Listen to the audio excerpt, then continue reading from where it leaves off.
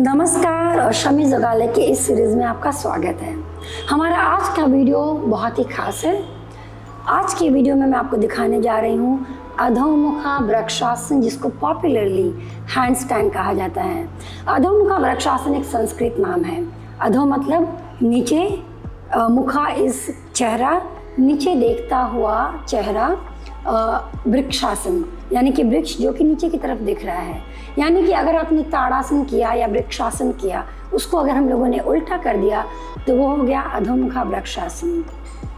अधोमुखा वृक्षासन एक बहुत ही advance practice है। लोगों में काफ़ी एंथू है, काफ़ी क्रेजीनेस है इस पॉस्चर को करने के लिए, क्योंकि ये बहुत ही अनयूजुअल प्रैक्टिस है, डिफ़िकल्ट प्रैक्टिस है, चैलेंजिंग प्रैक्टिस है। और हर एक इंसान अपने आप को चैलेंज करना चाहता है, जिससे कि वो अपने लिमिटेड कैपेसिटी को ओवरकम कर सके और बहुत कुछ कर सके।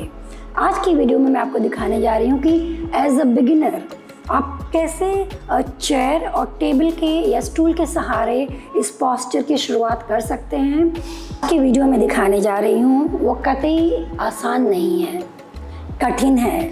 लेकिन अधोमुखा वृक्षासन भी आसान नहीं है, कठिन है। कठिन तो है लेकिन सेफ है। और मैं प्रॉप्स यूज़ कर रही हूँ, यानी कि आज के सेक्शन में मैं आपको चेयर और स्टूल के साथ दिखाने जा रही हूँ। जब आप इससे शुरुआत करेंगे तो वो आपके एग्जैक्टली उसी मसल्स ग्रुप पे काम करेगी जिसकी की ज़रूरत है इस पॉस्चर में, आपको ट्रेन करेगी। और एक बार आपने इस प्रैक्टिस को अच्छी तरह कर लिया तो बीच में करना आपके लिए एक मस्ती भरा काम होगा। तो चलिए शुरुआत करते हैं कि इस पॉस्चर को परफॉर्म कैसे करते हैं कुर्सी और स्टूल के साथ।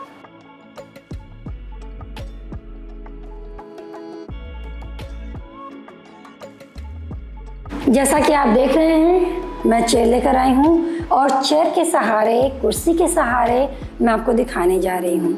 चेयर को मैंने दीवार के करीब रखा है, जिससे कि अगर आप गलती से गिर गए तो आपके पास दीवार है सपोर्ट करने के लिए।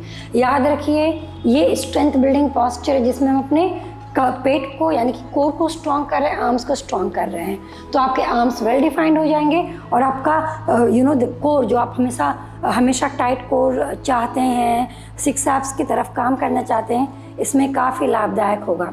मैं अपने स्लीव्स को फोल्ड कर रही हूँ, जिससे कि आप देख पाएंगे कि वो कौन से मसल्स ग्रुप हैं जो कि इसमें इंगेज हो रहे हैं। तो अब आप देख रहे हैं कि चेयर मैंने दीवार के करीब लगाया है। अपने हाथों को ज़मीन पे ला रही हूँ। किस तरह से?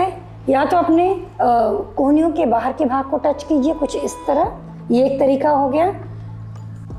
इसको ज़मीन पे रख के हाथों को खोलें, तो ये हो गया आपका एक तरीका, जिससे कि आपके जो रिस्ट है वो आपके शोल्डर्स के जस्ट नीचे हैं। तो ये लाइन का एक लाइन में होना बहुत ज़रूरी है।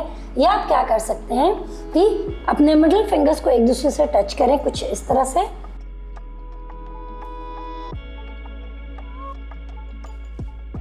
और हथेलियों को आगे की तरफ ले आए। तो यह हो गया आपका बेस पोजीशन। एक बार ये हो जाए, घुटनों को ज़मीन से ऊपर लाएंगे, पैरों को चेयर पे ले जाएंगे स्लोली, आराम से फिक्स करते हुए। ये फिक्स हो गया। ये बहुत ही कंफर्टेबल पोजीशन है, इसमें कोई चैलेंज नहीं है। अब क्या करेंगे, पैरों को धीरे धीरे दीवार की तरफ या चेयर के सीट के एज की तरफ लाएंगे। ये मैंने वॉक करना स्टार्ट किया, और जैसे मैंने वॉक करना स्टार्ट किया, आप देखेंगे मेरे हिप्स को, कूल्हे को दीवार की तरफ जा रही है। और इस चक्कर में मेरा जो शोल्डर है, कंधा मेरे रिस्ट के ऊपर आ रहा है, कुछ इस तरह से। शुरुआत में आपको सिर्फ ये करना है, ये सिर्फ ये इसको करने से आप अपने शोल्डर्स को स्ट्रॉन्ग करेंगे। सिर्फ ये, हाथ आपके बिल्कुल भी सीधे रहेंगे, इस तरह से। आपके रिस्ट पे और एल्बो पे कोई भी स्ट्रेन नहीं आना चाहिए। तो ये है आपकी शुरुआती प्रैक्टिस। एक बार आप इसमें थोड़े कुछ दिन प्रैक्टिस करके आपका ये स्ट्रॉन्ग हो गया, तो आपका दाहिना पैर ऊपर जाएगा, कुछ इस तरह से, इस तरह से, इस तरह से, ये इस तरह से, इस तरह से, ये ऊपर की तरफ गया, इस तरह से। अगर गलती से थोड़ा फास्ट हो गया तो दीवार है आपके सपोर्ट के लिए, इस तरह से, इस तरह से। फिर दूसरे पैर से भी करेंगे, कुछ इस तरह से, इस तरह से, ये इस तरह से, और फिर आप नीचे आ जाएंगे। ये था हमारा बेसिक प्रैक्टिस। मतलब आपके ये सारे ग्रुप ऑफ मसल्स जो कि अधोमुखा वृक्षासन में यूज़ में आते हैं और जिनका स्ट्रांग होना बहुत ज़रूरी है, इस पे काम करेंगे। अब मैं आपको दिखाने जा रही हूँ कि स्टूल के सहारे कैसे करेंगे और क्यों करेंगे।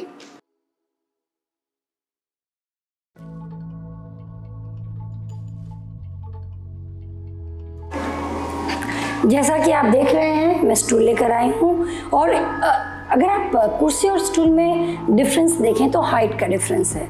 जैसे जैसे हाइट ऊपर की तरफ जाता है, आपका कूल्हा बाहर की तरफ रोल करता है, आपके कोर काफ़ी ज़्यादा एंगेज होते हैं और इस आसन को करना आसान हो जाता है। तो एक बार जब आपका स्ट्रेंथ बिल्डिंग इसमें हो गया और आप सेफ हो गए, तो आप मूव करेंगे थोड़ा ज़्यादा हाइट पे और देखते हैं कि अब इस हाइट के साथ हम कैसे कर सकते हैं, कितना डिफ़िकल्ट, कितना कठिन या आसान इसको परफॉर्म करना।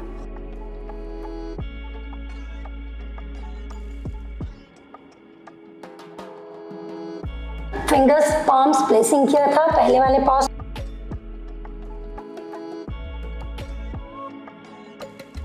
में। मेरे हाथ दीवार के काफ़ी करीब है। अगर आप देखें तो कुछ एक बिता जिसको कहते हैं दूरी पे है, कुछ इस तरह से। एक बार आप यहाँ कंफर्टेबल हो गए, आपके पैर ऊपर जाएंगे स्टूल पे। जेंटली एक पैर गया, फिर दूसरा पैर गया, इस तरह से। यहीं पे रुकेंगे थोड़ी देर के लिए और अब स्लोली आप स्टूल के एज पे आ जाएंगे, इस तरह से, और बस यहीं पे रुके रहेंगे। अगर आप मेरे कूल्हे को देखें तो ये काफ़ी दीवार की तरफ आने लग गया है। अगर आप मेरे आर्म्स को देखेंगे तो आप देखेंगे कि मेरे मसल्स काफ़ी अच्छे से इंगेज हो पा रहे हैं। ये रहा, ये रहेगी आपकी शुरुआती प्रैक्टिस। एक बार आप इसमें कंफर्टेबल हो जाएं, एक पैर ऊपर गया और हथेलियों को ज़मीन पे दबाएंगे, इस तरह से, इस तरह से, कुछ इस तरह से कि दूसरा पैर ऊपर जाने लगे। कोशिश कीजिए कि दीवार को ना टच करें, इस तरह से। ये रहेगा आपका दूसरा प्रैक्टिस, इस तरीके से। ये अगर आप दीवार को टच कर रहे हैं तो भी कोई प्रॉब्लम नहीं, तो आप क्या करें, स्ट्रेंथ बिल्डिंग और ज़्यादा करने के लिए इस तरीके से ये कुछ ऐसे प्रैक्टिस करें। ये इस तरह से, इस तरह से, ये फिर इस पैर को ले जाए, कुछ इस तरह से। तो ये फास्ट मूवमेंट हो गया। आपको स्लो करना है, से ये ऊपर गया, स्लो इस तरीके से। ये रहा, ये नीचे आ जाएंगे आप। जैसा कि मैंने आपको शुरुआत में ही बताया, ये प्रैक्टिस जो मैं आपको दिखा रही थी आसान नहीं है, कठिन है, लेकिन इस तरह से अगर आपने प्रिपेयर किया तो जैसे कि हैंड स्टैंड करना आपके लिए इजी प्ले हो जाएगा। जैसे कि अगर मुझे बीच में कहा जाए तो मैं बहुत आराम से कर पाऊंगी, बहुत इजीली कर पाऊंगी, बट चेयर और स्टूल के साथ करने के दौरान इतनी थकावट हो रही है और लग रहा है कि जैसे कि आर्म्स पे कुछ काम किया हुआ है। तो आप शुरुआत कीजिए, बहुत ही स्लो शुरुआत होगी आपकी। कुछ 5-10 मिनट से शुरुआत करें, कुछ टाइम स्पेंड करें, कुछ दिन स्पेंड करें ये समझने में कि किस तरह से एंगेजमेंट हो रहा है। किसी भी कीमत पे आपके रिस्ट पे, आपके एल्बो पे किसी तरह का प्रेशर नहीं आना चाहिए। और आप देख लें कि आपको कुछ ऐसी बीमारी ना हो कि जिसमें इसको न किया जा सके। तो इन सब प्रिकॉशंस को लेते हुए आप अधोमुखा वृक्षासन की तरफ अपने कदम बढ़ाइए और देखेंगे कि बहुत ही जल्दी आपने इस आसन को बीच में करने के लिए काफ़ी अच्छे तरीके से तैयार हो गए हैं। और इन सब के दौरान आपने अपने आप को इतना स्ट्रांग बना लिया है कि फिर बीच में करना बहुत ही आसान हो जाएगा। अगर आपको कुछ न समझ में आए या अगर आप अपना एक्सपीरियंस शेयर करना चाहते हैं, कमेंट बॉक्स में लिखिए और हमें बताइए कि ये प्रैक्टिस आपके लिए कैसा रहा। तब तक के लिए नमस्कार।